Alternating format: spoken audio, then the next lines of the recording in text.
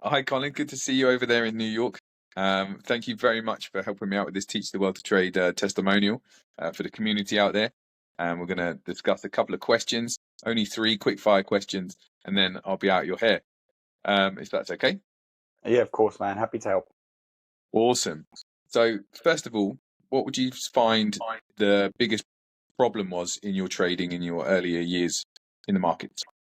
Yeah, good question. I think we can remember those days loosely. 20-something years ago, we used to sit beside each other trading in the markets. And as a younger trader or an inexperienced trader, your biggest pitfall is probably relying on your emotions too much.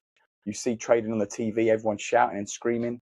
And there are moments where it can be a little bit frantic like that. But more often than not, it's about just locking in on the small things and not relying on your emotions, more about having a process.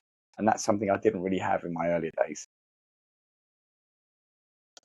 Yeah, true. We were very wet behind the ears. And what would you find that we've worked on is the biggest kind of leg up, the biggest help for you now in the markets? Yeah, I think we've talked about it, you and I, many times about this. Having a process that you can rely on is what will give you longevity and consistency. But it's very easy to forget that process when you are in the heat of the moment and you're seeing your P&L move up and down. And we've built these checklists that we now have. So having the checklist before you enter a trade, what you're going to do within that trade, and then how you analyze that trade afterwards, and sticking to that checklist and understanding that every piece is important. And even through time, we've revised those and refined them.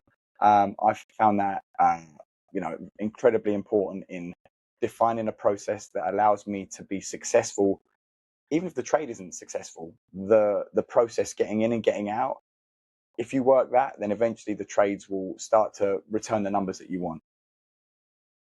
Fantastic. Thanks for that. And then finally, last one.